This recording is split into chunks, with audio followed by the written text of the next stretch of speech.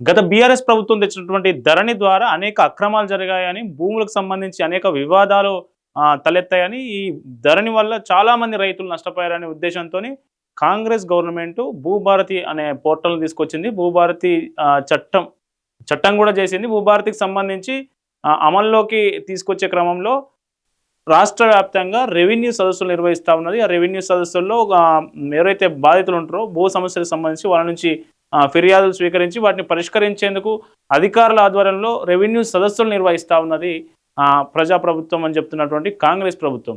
అయితే ఈ రెవెన్యూ సదస్సులో నిర్మల్ జిల్లాలో ఇన్సిడెంట్ జరిగింది.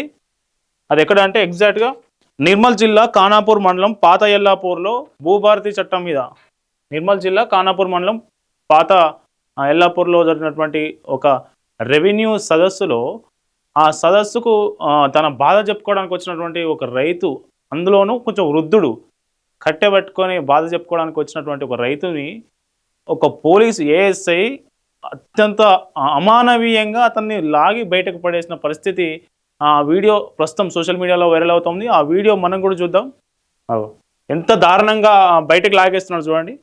కనీసం అతను ఆయన వయసు కన్నా విలువ ఇవ్వాలి కదా, ఇట్లా పట్టుకొని బయటకు నూకేస్తున్నాడు. ప్రస్తుతం ఈ వీడియో ట్రెండింగ్గా మారింది. ట్రెండింగ్ అంటే దీని మీద ప్రభుత్వ తీరు, ఇప్పుడు ఏఎస్ఐ ఏదైతే చేసిండో ఈ రైతు పట్ల ఏఎస్ఐ వ్యవహరించిన తీరుపై అటు ప్రభుత్వానికి చివాట్లు వస్తూ ఉన్నాయి. సోషల్ మీడియాలో ట్విట్టర్, ఫేస్బుక్, ఇన్స్టాగ్రామ్లో పెద్ద ఎత్తున జనం ప్రజలు తిట్టిపోస్తూ ఉన్నారు. ఈ రైతు పట్ల ఈ పోలీసు వ్యవహరించిన తీరు ఇదేనా అంటూ. అయితే దీనికి సంబంధించి బీఆర్ఎస్ పార్టీ నుంచి హరీష్ రావు కొద్దిసేపటి క్రితమే ట్వీట్ చేశారు. ఏం ట్వీట్ చేశారో ఒకసారి చూద్దాం. ఇక్కడ చూడండి. సమస్య చెప్పుకునేందుకు తహసీల్దార్ కార్యాలయంకు వెళ్ళిన వృద్ధ రైతు పట్ల ఇంత కర్కశంగా వ్యవహరిస్తారా? ఇదేనా మీరు చెప్తున్న ప్రజాపాలన? రేవంత్ రెడ్డి గారు సీఎం ఆదేశాలతో ఇంత అత్యుత్సాహం ప్రదర్శించడం పోలీసులకు అవసరమా? నాడు లగచర్ల లంబాడి రైతన్నల చేతులకు బేడీలు వేశారు. నేడు ఖానాపూర్లో వృద్ధ రైతు మెడలు పెట్టి గెంటేశారు. ఎద్దేడ్చిన వ్యవసాయం, రైతేడ్చిన రాజ్యం బాగుపడదన్న సంగతి మర్చిపోయి ఇంత క్రూరంగా వ్యవహరిస్తున్న కాంగ్రెస్ ప్రభుత్వ దుశ్చర్యను తీవ్రంగా ఖండిస్తున్నాం.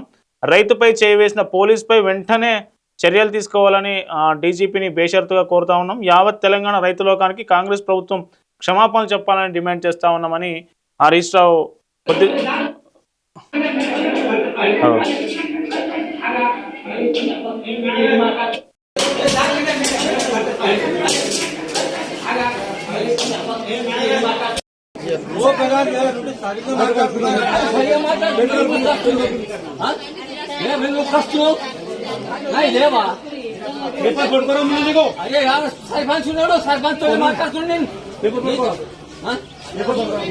చూడండి, అంత మెడల్ పట్టుకొని అంత దారుణంగా బయటికి నూకేయాల్సిన అవసరం ఏమున్నది? ఆయన తీవ్రవాద, నక్సలైట, సంఘ విద్రోహ శక్తిన? ఆయన బాధ చెప్పుకోవడానికి వచ్చినటువంటి రైతు పట్ల పోలీసులు వ్యవహరించే తీరు ఇదేనా? మీకు కాకి చొక్కా ఇచ్చింది, ప్రజలు పన్నులు కడితే డబ్బు వస్తే ఆ డబ్బు ద్వారా మీకు జీతాలు ఇస్తూ ఉంటే మీరు చేస్తున్నది ఇదేనా? ఒక రైతు పట్ల మీరు ఎంత మానవీయ కోణంలో ఉండాలి? ఆయన ఎందుకు వచ్చింది అక్కడికి? పోలీస్ స్టేషన్కి రాలే కదా, ఆయన అకారణంగా అక్కడికి రాలే కదా, రెవెన్యూ సదస్సు పెడితేనే వచ్చింది కదా. ఇట్లాంటి అన్ని ప్రశ్నలకు ఈ ఏఎస్ఐ జవాబు చెప్పాలి. ఇప్పుడు ఏఎస్ఐ చేసిన తీరుకు ఈ ప్రభుత్వానికి చెడ్డ పేరు వచ్చే అవకాశం ఉంది. ప్రభుత్వం వెంటనే స్పందించాలి. డీజీపీ కూడా స్పందించి ఆయనపై శాఖాపరమైన చర్యలు తీసుకోవాలని ప్రజలు కోరుతా ఉన్నారు, రైతులు కోరుతా ఉన్నారు. దీనిపై కలెక్టర్ కూడా, నిర్మల్ జిల్లా కలెక్టర్ కూడా కొద్దిసేపటి క్రితమే ట్వీట్ చేసి స్పందించారు. ఆమె ఏం ట్వీట్ చేశారో ఒకసారి చూద్దాం. జిల్లాలో భూభారతి రెవెన్యూ సదస్సులు ప్రశాంత వాతావరణంలో కొనసాగుతున్నాయని జిల్లా కలెక్టర్ అభిలాష అభినవ్ తెలిపారు. రైతులు భూ సమస్యలపై భూభారతి రెవెన్యూ సదస్సులు కొనసాగుతున్నాయని జిల్లా కలెక్టర్ తెలిపారు. మంగళవారం నుంచి మొదలైన భూభారతి రెవెన్యూ సదస్సులో ఇప్పటివరకు ఆయా మండలాల్లోని 25 గ్రామాల్లో ఇప్పటివరకు 1100 పైగా దరఖాస్తులు రైతుల నుంచి స్వీకరించడం జరిగిందని అన్నారు.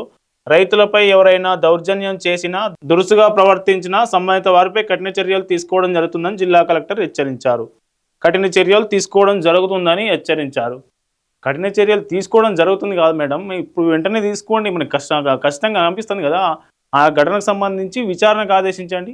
ఆయన ఏఎస్ఐ ఎందుకు అట్లా వ్యవహరించాల్సిన అవసరం వచ్చింది?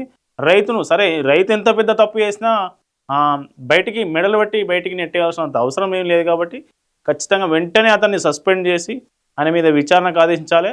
అట్లాగే డీజీపీ, తెలంగాణ డీజీపీ ఆయనపై శాఖాపరమైన చర్యలు కూడా తీసుకోవాలనేది రైతుల నుంచి వ్యక్తమవుతున్నది. అయితే ఒక వ్యక్తిని అకారణంగా ఒక వ్యక్తి మీద దాడి చేస్తే బిఎన్ఎస్ భారత న్యాయ సంహిత ఏదైతే ఉందో దాని ప్రకారం అతనికి ఖచ్చితంగా 7 ఏడాది జైలు శిక్ష ఉంటుంది.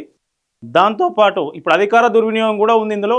ఆయన ఏఎస్ఐ అనే తన అధికారాన్ని ఒక మామూలు రైతు దాడి చేయడానికి దుర్వినియోగం చేసింది కాబట్టి అధికార దుర్వినియోగానికి కూడా బిఎన్ఎస్లోని 221 సెక్షన్ ప్రకారం అతనిపై 2 ఏళ్ల జైలు శిక్ష, జరిమానా కూడా విధించే చట్టాలు ఉన్నాయి. ఈయనపై వెంటనే యాక్షన్ తీసుకోవాలనేది నెటిజన్లు జనం నుంచి వస్తున్నటువంటి డిమాండ్గా కనిపిస్తూ ఉన్నది. దీనిపై మీరు స్పందించండి. ఈ రైతు పట్ల ఏఎస్ఐ వ్యవహరించిన తీరు కరెక్టేనా? దీనికి ఈ ఏఎస్ఐ చేసిన దానికి ప్రభుత్వానికి చెడ్డ పేరు ఆపాదించడం కూడా కరెక్టేనా? ఈ 2 అంశాల మీద మీరు కామెంట్ చేయండి. Stay tune to Pallavi TV.